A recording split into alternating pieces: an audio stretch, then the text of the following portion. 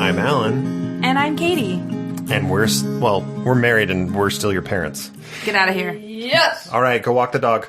We're excited to share with you the interview from Shane and Wendy Adamson. Yes, honestly, these episodes that we do interviews with, I think they're great because a lot of different couples share different things and they're going to hit different couples in different ways.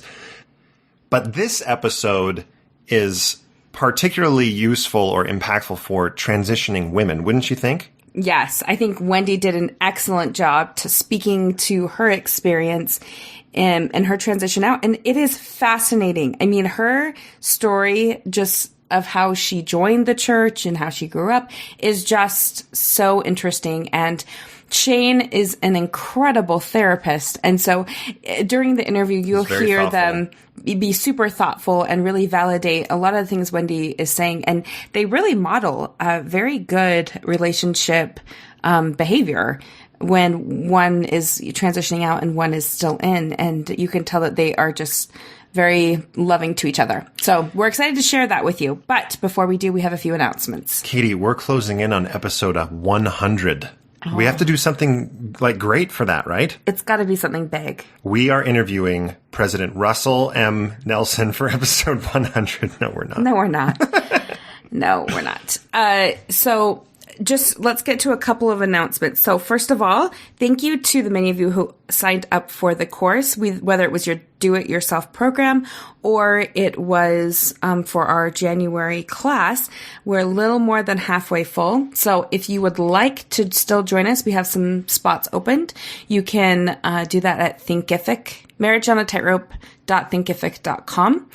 And you can sign up that way. Also, if you want to use your HSA before the end of the year runs out, just send us an email and we can set that up for you. If you're listening to this before December 15th, so 1 week from today that we're recording, our Facebook fundraiser is still live up until that point, and we've almost reached our fundraising goal. That is to help us get through the first few months of 2021 with all the efforts that we put into the podcast, and it's so appreciated to everyone that has donated. I'm talking to you, donor. If you haven't, I'm not talking to you. But now I am talking to you. We love you still. Don't worry about it. Yeah, we do. And we are so grateful. It's really so awesome to see how much people are generous this time of year, either with us or with, there's so many other things out there. Mormon Stories podcast.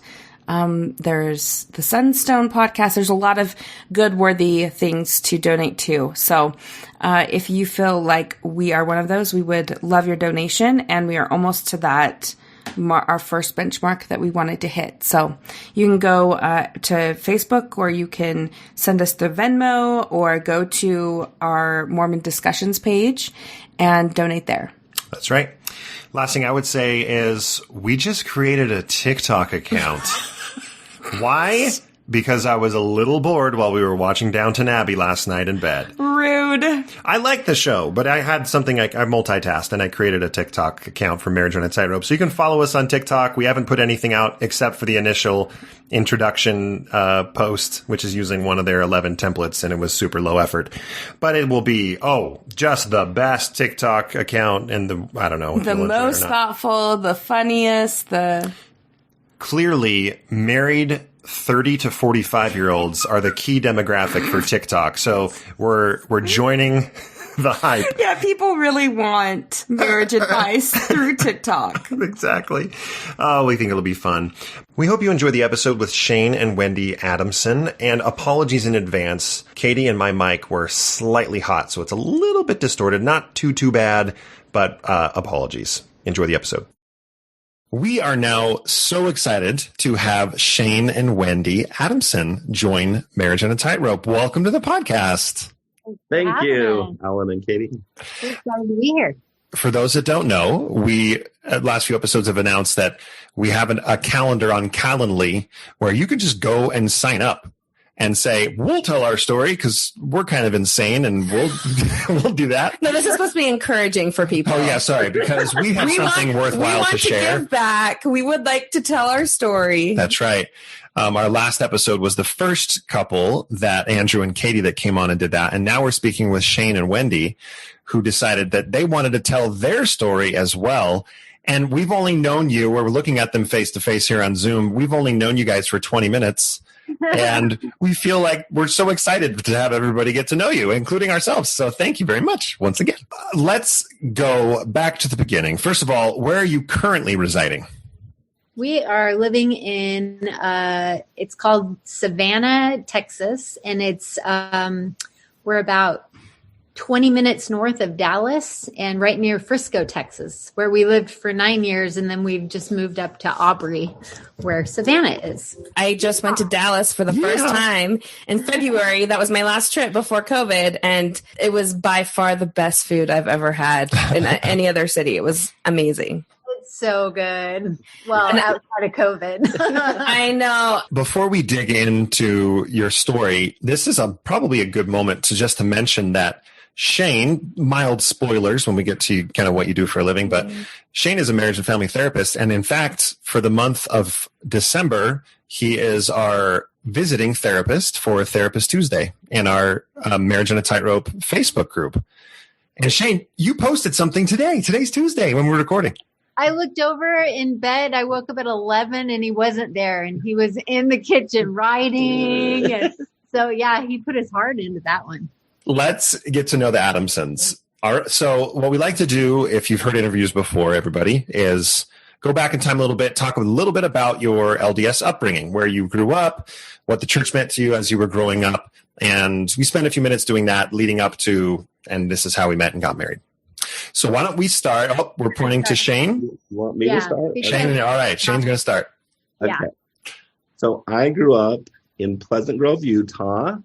And I would say that my parents, because they married young, and I was not a mistake, I was a passion baby. So it was like 18, 19 years old, and they're from Pleasant Grove. Most of my aunts and uncles are there. And basically, fast forward, they had 5 children. They wanted 4, but on number 4, it was twins.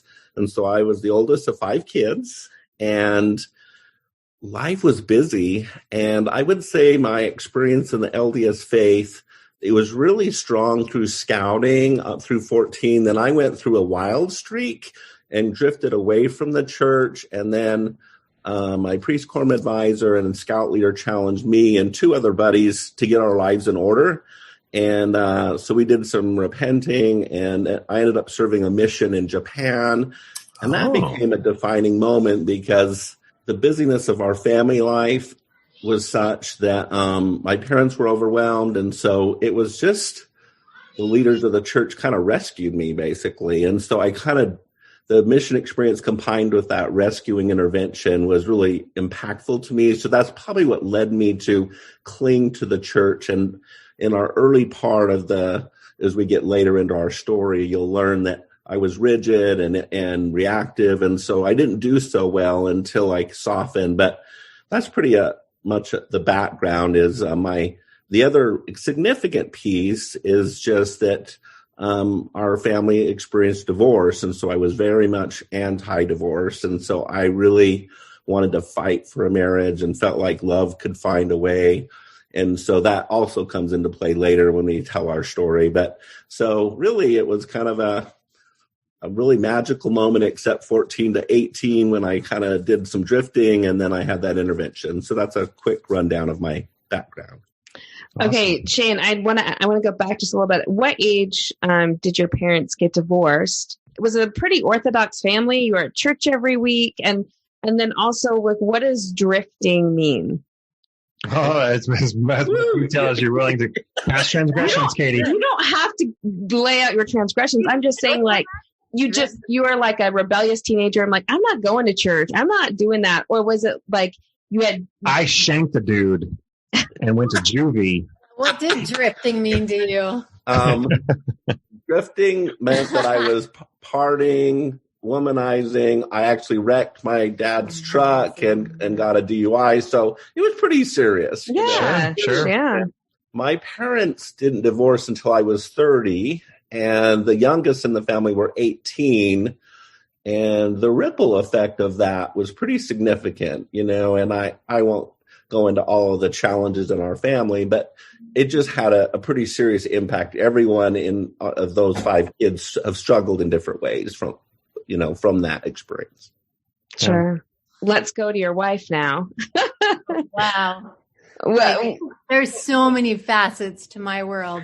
Well, I was born in El Paso, Texas, and my mom divorced my dad, my biological father, and she was a classical ballerina. Somewhere in the midst of this, she met my stepfather. I moved from El Paso, living with my grandparents, to San Francisco. She married a pretty wealthy man, and I was about 6 years old. My life changed completely, and I was going to private schools and living in San Francisco, and pretty privileged life. And we were Catholic, First Holy Communions, my mom volunteering with all the Catholicism groups and the nuns, and then we moved to Northern California, and my mom decided that she didn't want to be Catholic anymore. And my parents were traveling, and they stopped in the Mormon temple in Salt Lake City. And my mom had a really spiritual experience there. And my dad said, "Why don't you just leave them some money and tell them that we enjoyed it?" And so my mom writes this and says, "Don't visit us." And about a couple months later, these little Mormon missionaries came with this shaking with this thing in their card in their hand saying, "Don't visit us." And my mom was freaking out, brought them in, had all these discussions, and, was like, "Oh, I want to get baptized." And my dad's like, "Oh, are you kidding me? No way." So we went through 10 sets of missionaries, and during all those 10 sets of missionaries, to this day, some are still on Facebook, saying, "Hey, we remember the Joneses." That along the way of all those 10 sets of missionaries, I don't think we really even knew all the doctrine that we were supposed to know to get baptized. And I don't think the elders before knew, they didn't telephone was really bad. Right. So by the time we actually got to the baptism point, I told my dad if we weren't going to get baptized, I was going to end up smoking and drinking. And we were baptized that weekend. I just loved it because Catholicism was so dry. And here the Mormon church was just so, oh my gosh, it was all these activities and events for kids. And it was going to the circus compared to, nailing, sitting, and all the Catholic stuff. So I was loving it. And, growing up in the church, it was so much fun. My mom started to become a youth speaker, and I got to travel all over with her. And I just loved being Mormon. I can't even tell you, I loved it. Then, you go through all the dream of getting married in the temple was such a Disney magical thing in my head. Cinderella's castle. Yeah. Right. That my mom and dad would always say, you need to, the kind of person that you want to attract, you need to be like them, and you need to be developing the same qualities. Well, I didn't know anything about the church really because of our whole 10 sets of missionaries. And I don't know. I think I was more into boys in seminary than I was in the doctrine. And so I decided, I better go on a mission, or I don't know enough to marry a return missionary if I don't even know anything about the gospel myself. So I decided to go on a mission. I went to beauty school, got my license. You asked to go to a third world country. Yeah. And I wanted so much to go to a third world country. So you went to Georgia. Is that what you're telling us? I went to Honduras. Honduras. There we go. You know what I found? If you eat, sleep, and drink something a day in and day out, it is going to be in your heart. And I was so Mormon, and I was so excited to marry a Mormon. And, my mom, this is interesting. My mom was a she had this camp at BYU, and Shane was her head counselor. And Shane had asked, can I be a counselor next year at your camp? And my mom said, Shane, not only will I recommend you, but how would you like to marry my daughter? She's on her mission in Honduras. And she sends him this like glossy picture of me. And Shane writes me and says, your mom just asked me to marry you. If you're anything like she is, I'll date you in a heartbeat. But marriage is a little too premature right now to tell. So we ended up writing back and forth for 8 months. And I came back and, oh gosh, can I tell the story really fast? Yeah. This is awesome. So next year that Shane was a counselor at the camp, my mom was introducing him to everybody as her future son-in-law.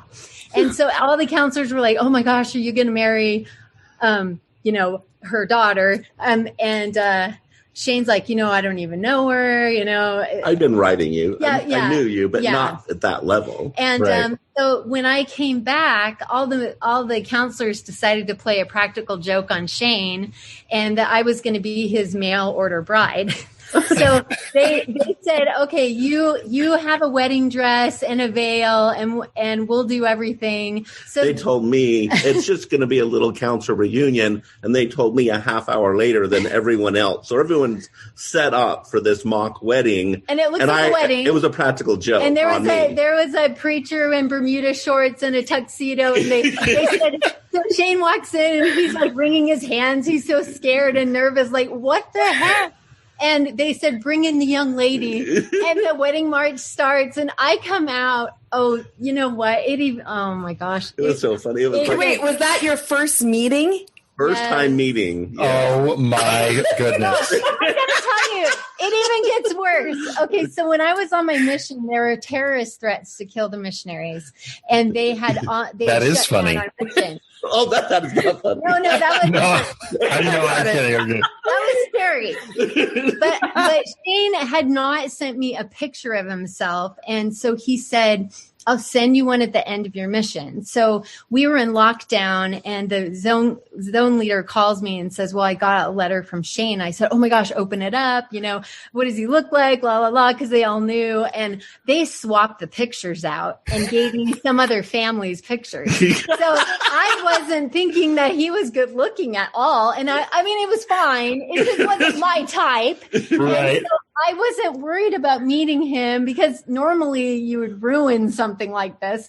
And when I came out, it was not the guy in the pictures. And he was really good looking and cute. And I thought This was a little joke on both of you at that moment. Yeah, that's right. Yeah. Oh my gosh. This story is so funny on so many levels, because I'm thinking like you had an arranged marriage. You grew up Catholic. And did your dad ever get baptized? Did you say? Stepdad, right? We were all baptized that weekend. You were all, and how old were you? I was 12. You were 12. Okay. So I think that is an interesting dynamic, having grown up in that type of family where the normal rules do not apply because you are not a normal Mormon family. That can cause problems in your marriage right off the bat. Oh, you know what? For someone who is super Orthodox. That's it. Yes. Okay. Huge problems. And yeah, I mean, right when you just said that, I'm like, oh my gosh, exactly. Yeah. It was, yeah. So in the first year, just to validate your point, suddenly, because she's a return missionary, she's targeted for callings, and all she'd experienced was being served as a youth and just having all these people plan fun things. Now she's in charge of planning things and organizing Well, things. And I have to tell you, like, my Sundays growing up were, we'd go to an hour of church, and then like in the middle of church, we'd walk to 7-Eleven as a family and go get a Coke. And then like I have a job, my dad's watching football, and I'm going, yeah. And then we go out to dinner at night in the city. So I mean, that's like my life. And then I marry him. A rigid Utah Mormon. Oh, rigid. Oh boy. I grew flipped upside down. But coming straight off a mission and meeting him and getting married, so like 6 months later, I was still on the high of coming off my mission. It was where we really hit the wall in the beginning was when we were coming down off the high of all of that. Yeah, post honeymoon. Yeah. Did the mission help just a little bit, like give you an insight into what, what Sundays would look like in the future, or maybe like things that you didn't do before as your family did, but, as a missionary? Or did you think it was totally different as a married person? No, I think I was so comfortable with my upbringing that, I don't know. I think I was in denial thinking, I can't wait for this to be over so I can get on with my life. Get married. Not knowing that, so I can get on with the fantasy of getting married in the Disneyland temple, that whole thing of the fantasy of it. I don't think that I even realized, the difference of being an adult, especially a return missionary entering Utah. I'd never seen my parents ever have a calling. So, it was crazy. And yes, I knew I was used to the structure of the church being a return missionary, and I knew what was expected of me, but to actually do it after the mission, I didn't want it. I didn't want it, but I thought I did. Yeah. Mm. Well, I think that I have a lot going on in my head right now because I'm thinking of the dynamic that your parents have married, having lived sort of this lifestyle that you go to church, go to 7-Eleven, go to dinner at night, much, much more flexible, I think, than entering a marriage where it's more rigid. And that would be a hard thing also, later if there are problems going on in the marriage, you go to your mom and you're like, Mom, what's going on here? This is weird to me. And she's like, I don't know. I mean, I just think that there's just so many facets I want to go to. Let's get to, okay, how long have you been married? When did you get married? And then tell us if you have children and, what ages they are right now. So we married in 93. We've been married 27 years, and our children are 24, 22, and 16. So we still have one at home and two in college. Okay. And what were some of the major challenges? Maybe Shane, you could speak to this, the rigidity of the orthodox of Mormonism, and that you saw right off the bat that you guys had to work through. The salon in Melrose Place. So Wendy immediately gravitated towards this high-end salon where of the 27 stylists, I think 20 were gay. And so I went to the first Christmas party, and the guys were saying, I insist that I cut your hair. And I was just overwhelmed because I had not, I wouldn't say I was homophobic. I was just like not aware at all. And Wendy was drawn to that from her San Francisco upbringing. Sure. And then the clothes that she wore, I remember like, those look like elephant pants. They were just really flared out, like super flares, and then I was like, I was hit. Yeah, you were hit. And so this San Francisco fashionista, and I'm kind of this conservative Christian. And then where some of the rocky moments started was one time she was mowing the lawn on a Sunday, and I came out rigid Mormon, like, hey, you can't mow the lawn. It's a special day. It's a holy day. I don't know if I call it the Sabbath. And I saw the hurt on her face. The neighbors would see. Was that what I said? Yeah. So I was into appearances. I'll own that. Yeah. And then I think that I had two callings that really took a toll on the marriage. One is Scoutmaster, and I was trying to get this special unit award where you camp 10 out of the 12 months, which I wish I hadn't done that, even though I did do it and we got it. It just was so much time away from family. And then a bishop's calling. And actually the bishop tuned in, and I had blind spots here thinking Wendy was happy. But every once in a while, if we were going to the temple, she's like, I don't feel like going to the temple. I don't want to go to the temple. So I got little red flags that she wasn't happy.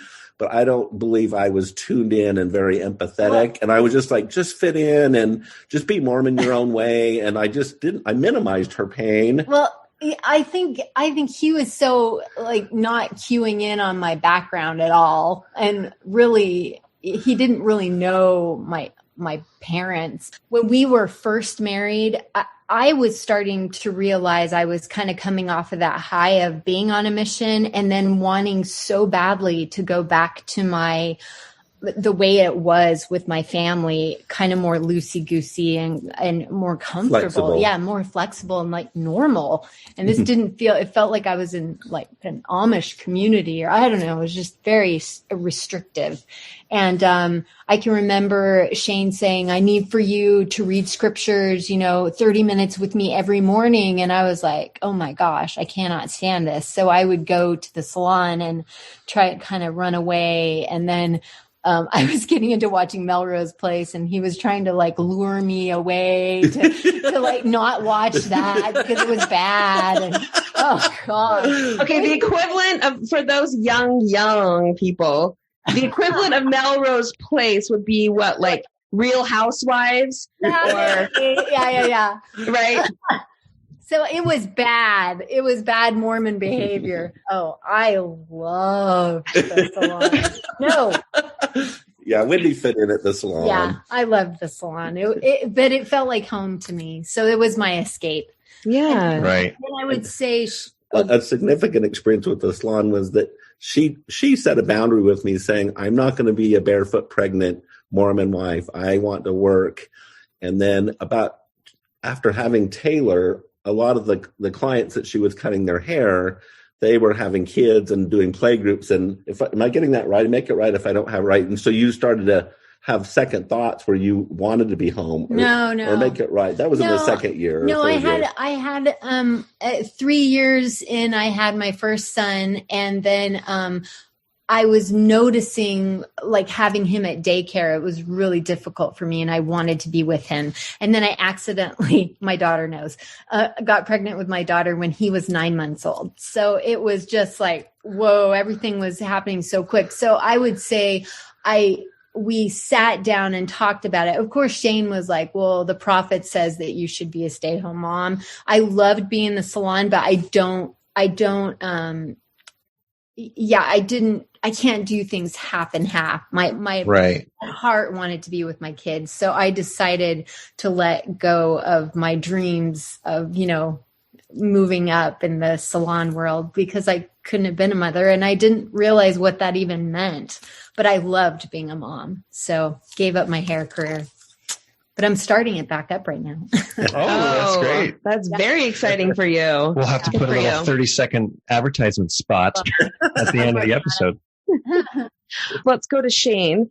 If you want to just talk a little bit, maybe a few points as to your parents' divorce, you said happened when you were 30.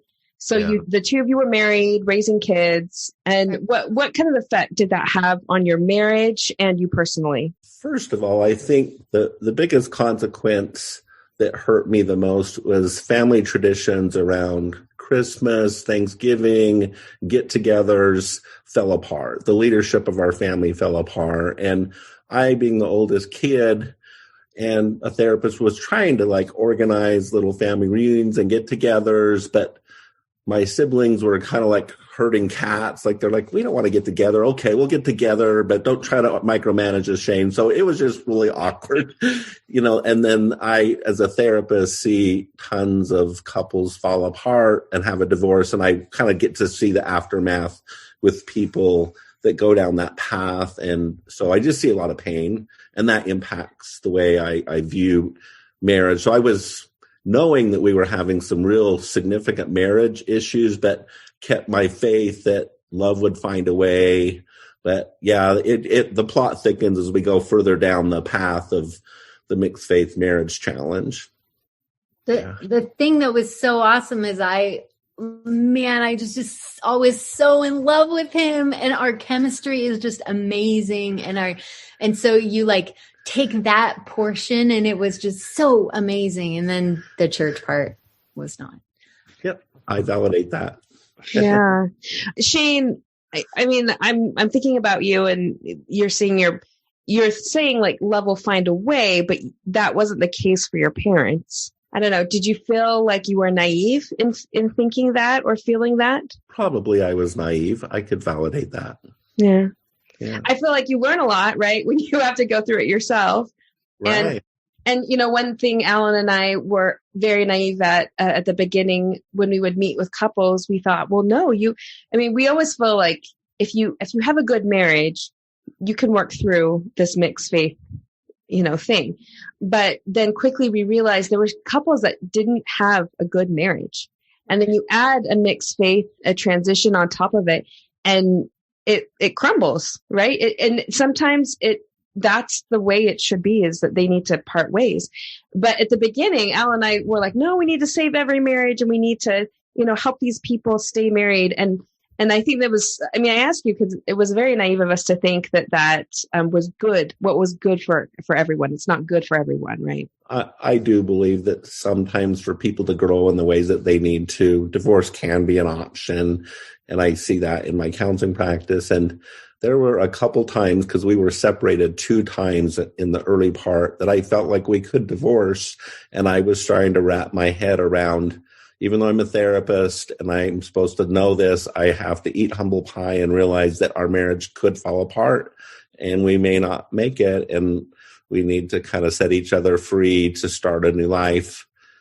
But we're here in a better place. But there were some touch and go places that were very close to divorce. The very interesting thing, though, about our marriage is we've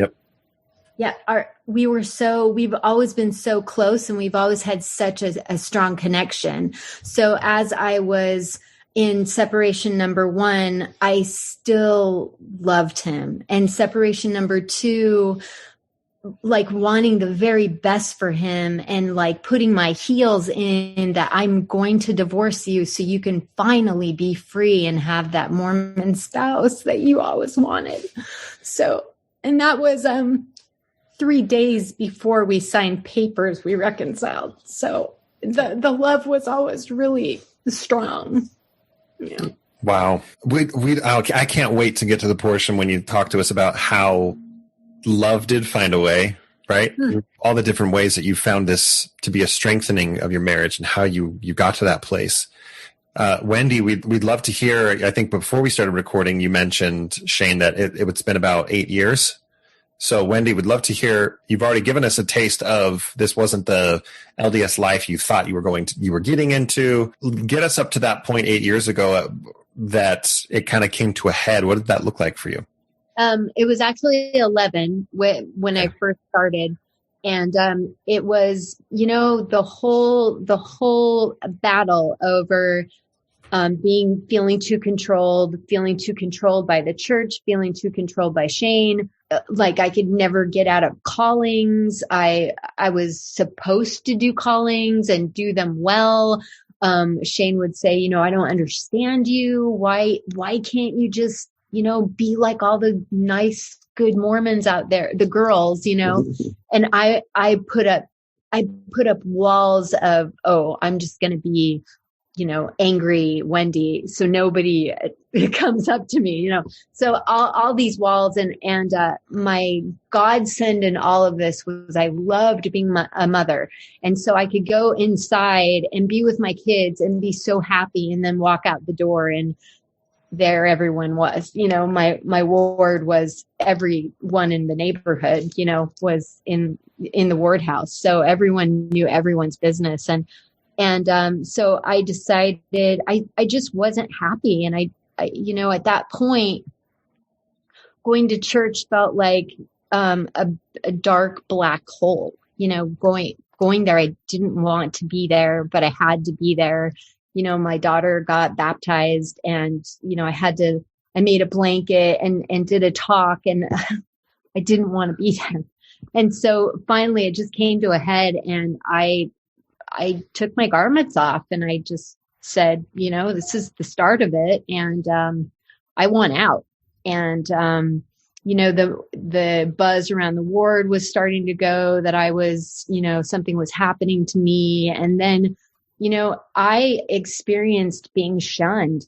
I mean, literally everyone shut me out. And it was a really painful experience to be so close to people and then have them not look at you. It was just very strange. At that point, I think I held my breath for 16 years. And I had a therapist that said, when cows, they put them in this squeezer to give them their medication and they can't move. And she said, you're in a squeezer where, you can't breathe. And I did it for so long. She said, if you kept doing this, you'd be in a mental institution, down the road. And so finally, I just said, I need to be free. And I just took my metaphor as I took a sledgehammer and I shattered every glass wall around me. And I didn't care what happened. And, in hindsight, there was a lot of damage that was going to happen, but I'm really grateful that I did a really hard thing because, it's hard to stick up for yourself and it's hard to do what's right for yourself when it can look really selfish. But for my mental health, I'm really grateful I did it. That was at that point when I was getting shunned. I told Shane, I have to get divorced or we have to move out of the state. I can't live like this. And so he said, you know what? I want to keep our marriage intact and I'll move wherever you want to go. So I wanted to live with Mickey Mouse in Florida. But the schools weren't that great. So when you look on best schools in the country, Frisco, Texas popped up, and that's where we moved, and we just didn't look back. And I was so thankful for Shane for, selling his business, starting over. I mean, it was hard, and I'm really thankful for the sacrifices that he made.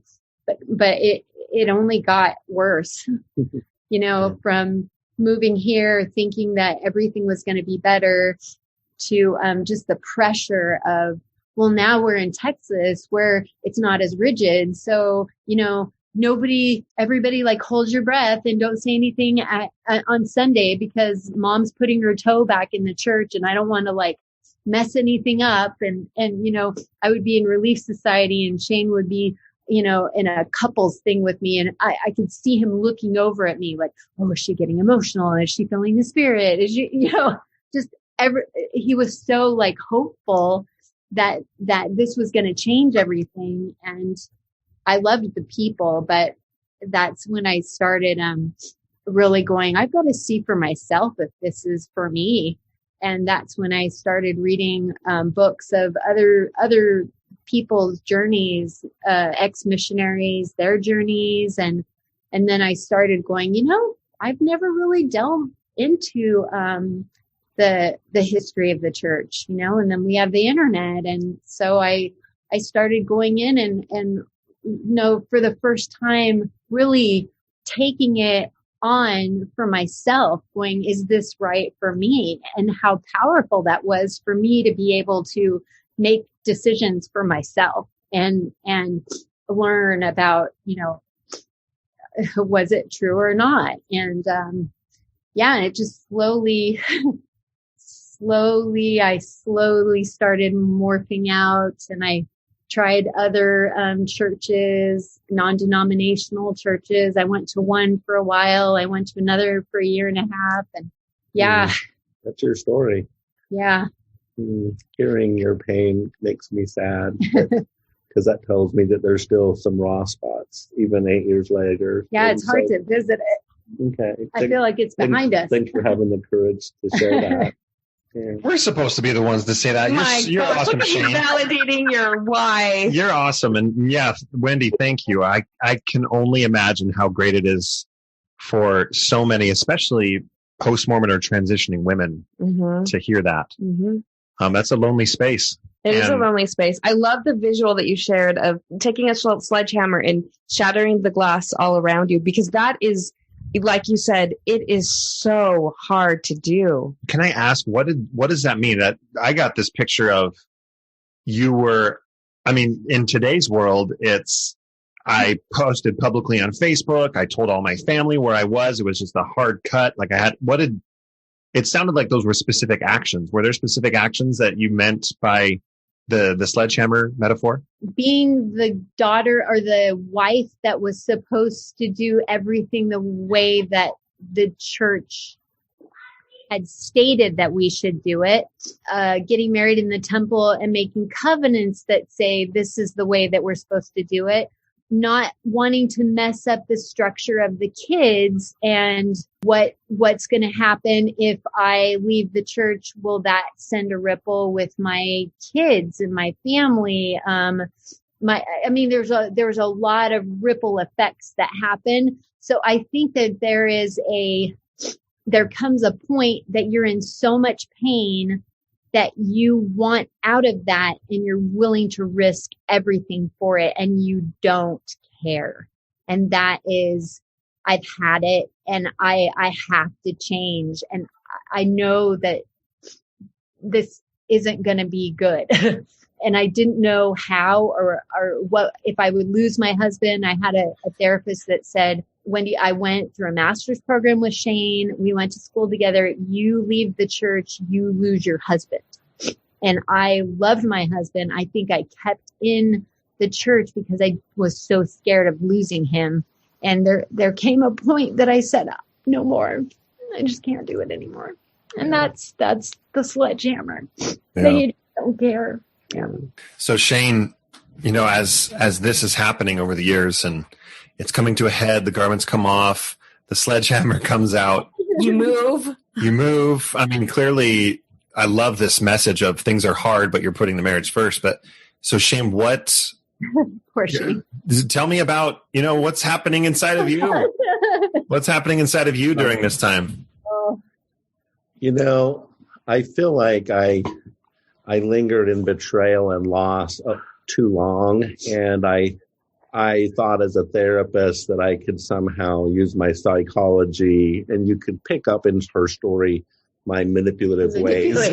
Yeah. And people call me a persuader. Like, most marriages are like this. And that's kind of like a sneaky way of saying, I'm right, you're wrong, which she catches me now. I can't get away with that kind of stuff.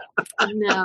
But anyhow, so really what's happening for me, I'm being reactive. One thing I have deep regret over, I'm venting in a journal and my judgmental Mormon persona's on and I write in there something really ugly like someday if our kids go off the deep end and drift away from the church, because you got to remember my teen experience and that's burned and etched in my mind that Wendy's going to be held accountable. And Wendy she respects my privacy, but there was just some unusual things happening with our son stealing our computer and she was trying to get it from him. And then I had this document open and she read it and she was so wounded that her husband would have this hoping get in trouble at the judgment bar. And I just have such deep regret that I would think like that and act like that. I've come a long way now that I believe God will embrace her and hug her and just know her so well that won't be a chastising thing. If anything, it'll all be chastised for how much I hurt her with my judgmental rigidness for so many years and kind of drove her Or we had family away. Home evening before we left for Texas and he had the little kids around the table reading the Pride article from, Spencer W. Kimball. No, Benson. Oh, Benson. I'm like, oh my gosh. Yeah, so I was pretty bad. I was a pretty bad, not a very loving Mormon, a little too rigid and judgmental. And I'm glad those layers have fallen off. So Shane, years later. Yeah. I wanted to key in on one thing you mentioned because I think it's implied, but if we don't draw attention to it, it may go unnoticed. You mentioned that you stayed in your betrayal and loss for too long. The implication being that it's okay and expected to feel betrayal and loss. You just don't want to get stuck there. Right. It's the same thing for the transitioner, right? It's the same thing for the transitioner.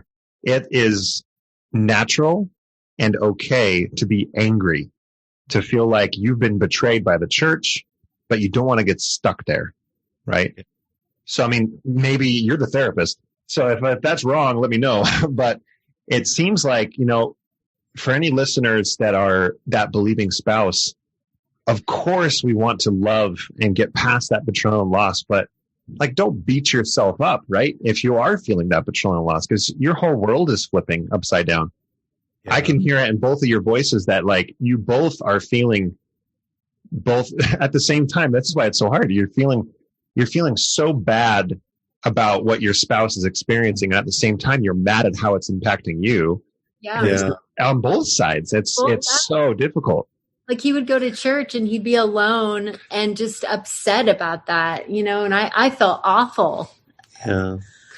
And I think that if hindsight's 2020, I wish when my reactive, wounded side of myself, whether that was betrayal or loss or anger, that she changed the rules mid-marriage, that I had just gone somewhere privately and just gathered myself, and then I could return back with more wisdom and less reactivity and handle things much better. And, you know, I just threw in so many jabs that were just hurtful, and it just escalated that phase of betrayal and loss much longer. But I do think I use my journal to kind of unload, sometimes not in a judgmental way, but a therapeutic way. And then here's two real key things that were defining moments that shifted us. We came up with this piano metaphor, and that each world religion and philosophy of thought can be compared to a piano keyboard.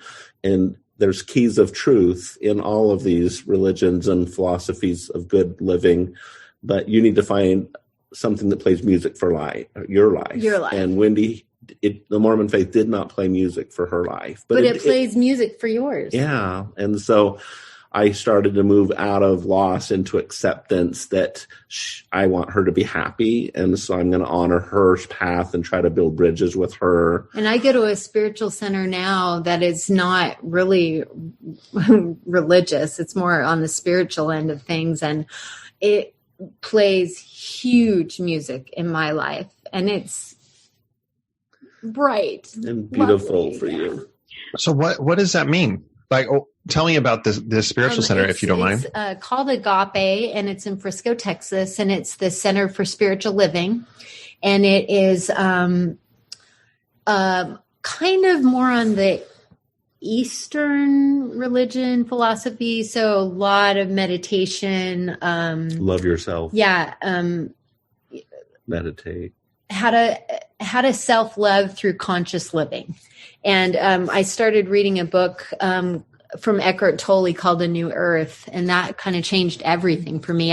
I just was so enthralled with this book of living in the now and being consciously aware and how my consciousness is my spiritual being. And it was kind of, Shane and I could kind of connect on that, because I could say, when you're in the temple and you are talking to God, it's the same feeling that I feel when I'm meditating, but I am connecting with God through my soul. And it's the same, it's the same experience. It's just looking at it differently. He'll read Jesus Calling and I can feel it. I don't believe that there's a man in the sky, but I do believe in a God, not a person or an anthropomorphic, just it's God. Evolved over time. So we have been able to build somewhat of bridges, but I am very happy and he's very happy. And he's actually more open now to like meditating and living in the now. And whereas before, I think it was a trigger, like don't mention it because that's how you left the church, Right. It feels like a replacement to prayer. Like meditation is like meditation. Wait, that's a replacement to prayer. Right. We don't need to replace prayer. And a lot of this, like we were talking about, like your traumas, and our daughter actually was battling suicidal ideation at 12. And, it's kind of hard to say, but because she got a lot of help, but that crisis actually saved our marriage. And it was a therapist. Like she had to go to a therapeutic residential treatment center in Utah for 2.5 years. And Shane and I were almost at the brink of divorce, and they said, we will work with you whether you stay married or divorced, but we've got to put you guys together so you can raise our daughter. So, she was the one that said, okay, you have trauma, Wendy. You have trauma, Shane. So what I need for you two to do is go to therapy and start working on your issues. Because it's like I was telling Shane today when we were talking about all this, it's the battleground of who's right and I'm right, you're right. It's the church versus the church or wherever the other spouse went, when really in therapy, we sat down and we both went to therapy on our own, started healing our own individual pains, and then having a therapist bring us together once we're still working on each other, bringing us together and saying, okay, let's look at the facts. And she was the one that started putting it together and saying, well, Shane, what about this? Maybe because you're a therapist, everything is always right.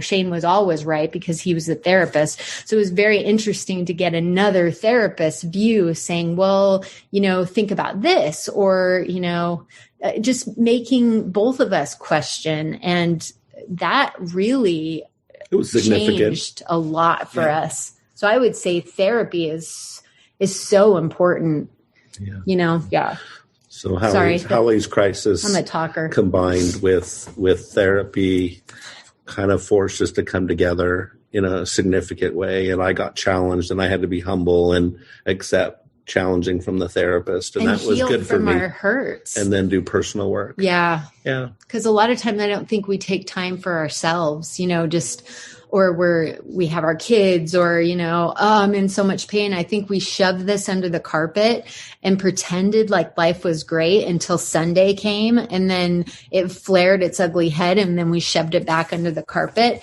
So I think if we had done this earlier, I think we could have gotten through this much quicker.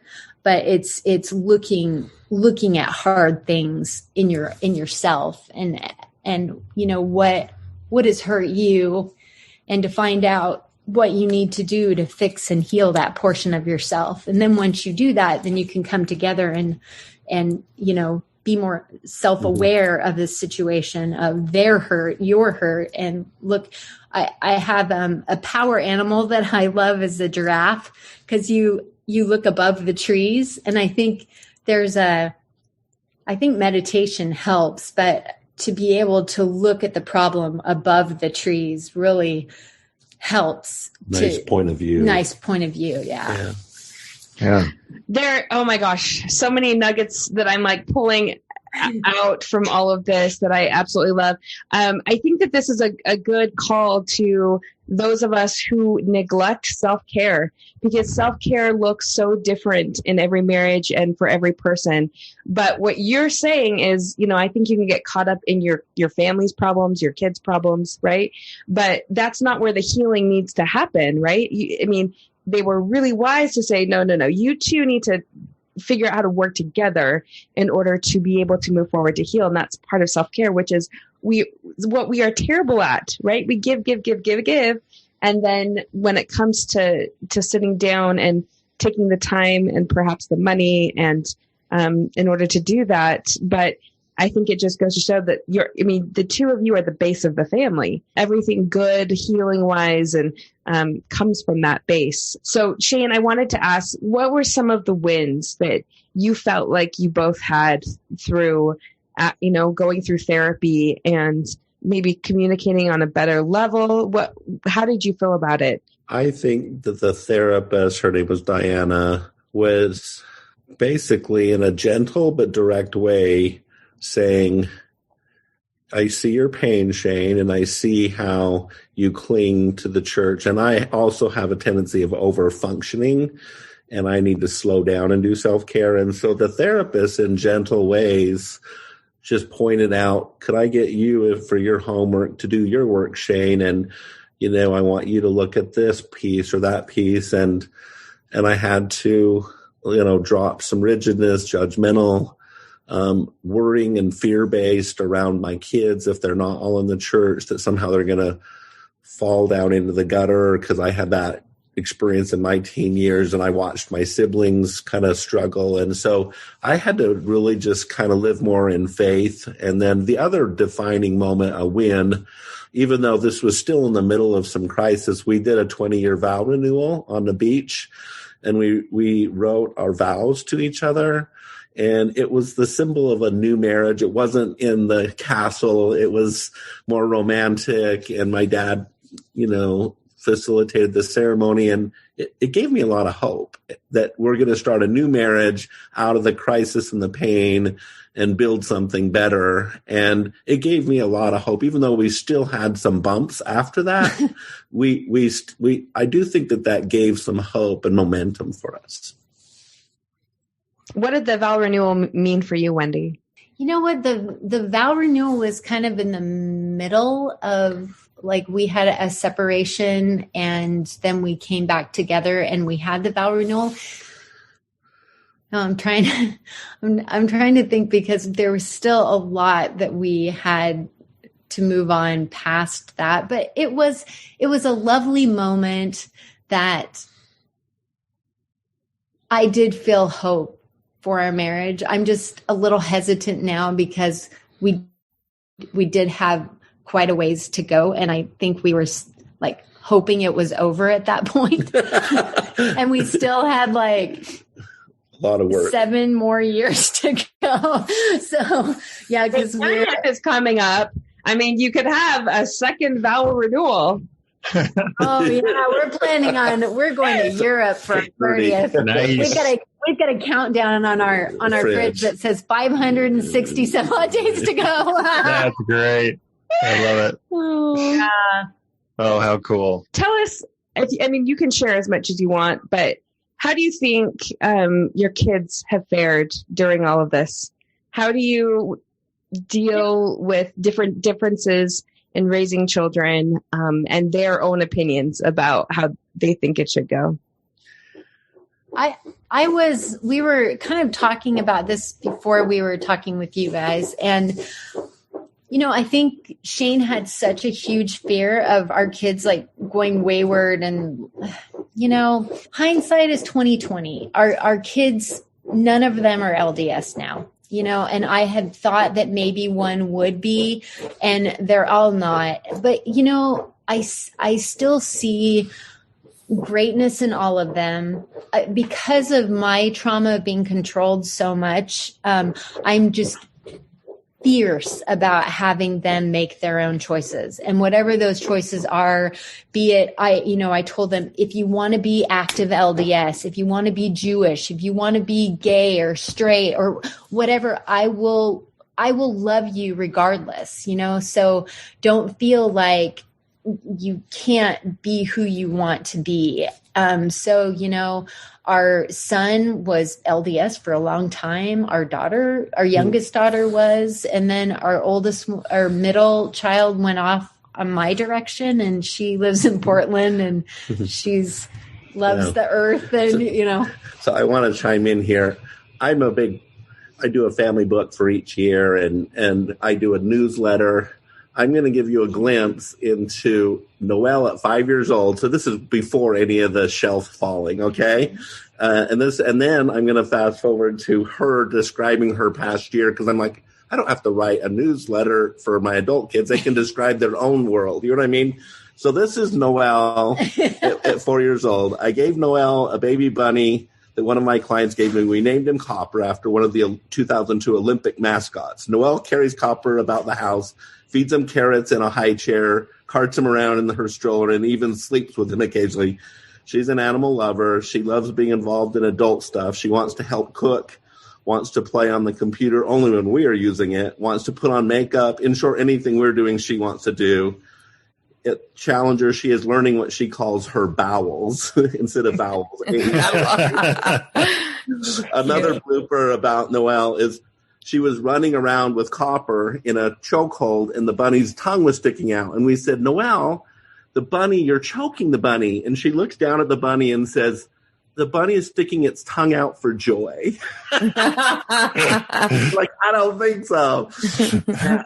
Okay. And then they came home and recited the Pledge of Allegiance. And it was right after 9/11. And it was just really touching to us. Now, fast forward, she's lived in Portland. It triggers me a little bit because it's so liberal and I'm so conservative. But I agree with Wendy that I see greatness in her, even though she's got a different worldview. Here she is now describing her world. Almost 23. Noelle's taken up she wrote this. From the collective upheaval of this year, an opportunity to realign her values with the impact she wants to make in the world and her own chosen way of life. After finishing a 9-month permaculture design certification, that's doing design of gardening that's all natural, is what that if, and then attempting to plan her own naturally built tiny home. She's chosen to take some time away from school to WOOF, and that stands for WOOF, Worldwide Opportunities on Organic Farms. She's in Hawaii. We're going to go visit her in a couple of weeks. And she's on this forest farm in Oahu where she gets free room and board for harvesting. She's planning on also doing a 5-month natural building internship in Moab to gather the skills necessary to build her own self-sustaining home one day. Alongside her physical transitions, Noelle took part in the Black Lives Matter protests, and she's working to deconstruct white supremacist patriarchal narratives within herself and to free up space for anti-racism. She's looking forward to seeing a seed in the world take root from the turmoil of this world, and she wants to be a light to help cultivate that. So wow. That is beautiful. Noelle. She's a rock star. She is pretty amazing. You know, and our kids had a lot. These two had our oldest had a lot of years in the Mormon church, you know, up to 14 and 16. Yeah. And both of them look back on it and say, I loved being Mormon when we were kids. So I think it shaped them into great people. Yeah. Yeah, I think so too. I love just the thought of her, from a young age, saying what she thinks about her bunny. No, just reframing what everyone else is telling her. She's reframing, oh no, he's sticking his tongue out for joy. And now she's doing that as an adult. She's reframing what people see, and she's doing it so it works for her. And I see that in those two stories, and it sounds like she's being true to who she is. So that's very beautiful. And one last side note is in the blessing of giving her a name, I felt prompted that she would make a difference in the world. And I must admit that I had this narrow-minded, like, oh, she's going to be a missionary, but she is an earth girl. Like, she loves Mother Earth. And it's got a whole new meaning now that she's really into like saving the earth. And it's just so, we didn't teach her any of that. She was just drawn to that. And that's her life call now. Well, this one's on you, Dad, for telling her she's going to make a difference literally in the earth, in the world. So, and she's making a difference in the world. Can I mention one other quick thing? Of course. Yeah. When we were on our last separation, like right before we almost were divorced, my spiritual leader had said, I want you to make sure that once you get divorced, that you do not date for a year, to just realign with your values. And, I was just in that space, and I shouldn't have even been there, but I did go on some dating sites, and I was exploring what was out there. Yeah. And I did meet a couple people that it was really interesting, of someone that doesn't understand your LDS background. And, the thought of moving on and moving forward and marrying someone else that doesn't understand that, and coming back with Shane. And, there's just part of me is LDS, and part of my history is LDS, and part of who I am is LDS.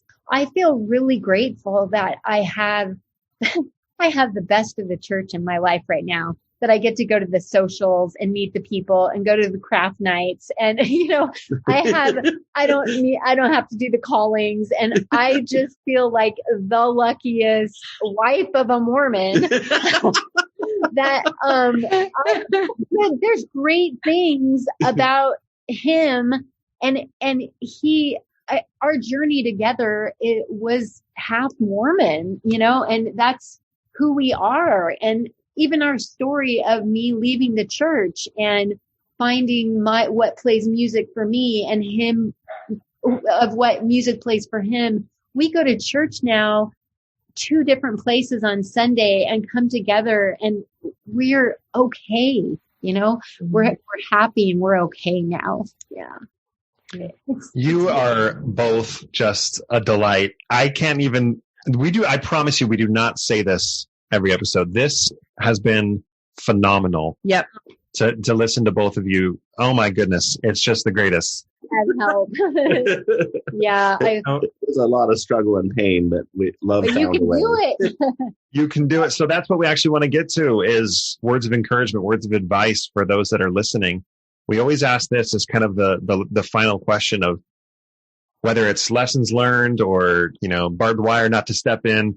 What advice would you recommend to those that are finding themselves in a mixed faith marriage now all of a sudden? Okay. Because of COVID, I get to kind of listen to my husband do counseling a bit. And even though he has a headphone on, he's always saying to every couple that comes on, tell me your love story and tell me how you met and tell me what attracted you to your spouse. And each spouse says, even though they're in the midst of pain, he's like, I just want to put that aside right now and tell me how you fell in love, and it's about all of us fell in love, our spouses, we fell in love with that person enough that we wanted to spend the rest of our lives together. So, I think that is a really neat point, that we all have that and we can go back to that. And that's where I guess the vow renewal would be a great, thing to let you realize your love story, and you should tell him about the blanket stepping ceremony It's okay. He just, in his counseling, he has this blanket stepping ceremony that it's a Native American tradition where you throw out one blanket that's muted and tattered, and the couple stands on it, and they, based on 2 days of working together, name those things that they're going to let go of. And it could be bitterness, selfishness, or maybe playing on my phone too much, whatever it might be. Yeah. And then you step on the new blanket and then make a commitment, hold hands, look each other in the eye of what your new marriage is going to be like and what commitments. And we give couples time to write out their little mini vow renewal. And there's no magic cure and there's no magic pill and there's a lot of working that goes involved, but there is a marriage love story in there. So I do love that. That's great. What would you say, Shane? Yeah. I would just echo what Wendy said, that we have a love story that we were able to recover. And one of my favorite quotes by Robert Browning is, the best of marriage is yet to be. And if you keep that in mind and just know that marriage is an adventure in love, it's just at the early part, it's a roller coaster. But I'm glad that, we now are kind of having a little more peaceful waters over the last few years. And I love you, Wendy, and thanks for staying with me. Yeah, I really do. Another thing I learned in Uinta was to validate. I don't think that my parents did that. I never saw that. The other day, Shane was worried about our retirement. We don't have a huge nest egg, and he got kind of emotional. And I said, I just sat down with him and held his hands and looked in his eyes and said, I understand and I feel your pain. And I want you to know that I'm going to help you and we can do this together. So I did learn the program where Hallie was, that validation is really important, that when someone is in pain, that you say, I hear you. And I know I caused you, I caused him pain. And he would say the same to me, you know, I caused you pain as well. That's a nice thing we've learned along the way. And one other thing is the fire that is so difficult to go through. There is light on the other side, and you just have to have so Mormon cliche, but you have to have faith that you keep going through that. When you get to the other side, it's so worth it. Yeah. I just think that there is nothing else to add to that. That is just, thank you for being so open. I mean, this is a really hard thing to talk about. It's so apparent to us who are looking at you, but also I hope others feel you can just feel the love between the two of you. The hard work you've done and put into your marriage. I mean, it shows, and we can feel it. So I want to just say thank you so much for the two of you for agreeing to be on and to sharing your story, because I just feel like this story will help someone out there listening. It's going to be important for them to hear your words and get hope and gain perspective and know that healing and a better place is ahead of them. So thank you. I'll be honest. We started this, right after we get off here, we're going to be going and putting our 4 kids to bed. When we jumped on this, I was tired. I haven't felt myself today. I felt a little sick today. It's not COVID. It's not COVID. But you guys have seriously just lifted my spirits and completely inspired me today. And I don't say that often. So thank you so much for coming on. And even if this episode is never released, which it will be, don't worry. Even if this episode is never released, you've already done what Katie just said with one dude, with one tall, balding guy right here. So there's 2 of us. Yes. Shane and Wendy Adamson, thank you so much for joining us on Marriage in a Tightrope. I hope we can have you on again sometime soon. And Shane, we're going to see you in the Facebook group this month as the visiting MFT. Well, you're the admin. You can bump me to January or keep me now. Whatever you decide. I'm cool. All right. There's moderators, there's admins, and then there's the Grand Moff, which is a Star Wars. I'm the Grand Moff. Who does that make me? Princess Leia? Yeah. That's right. Thanks so much for joining us. We love you guys.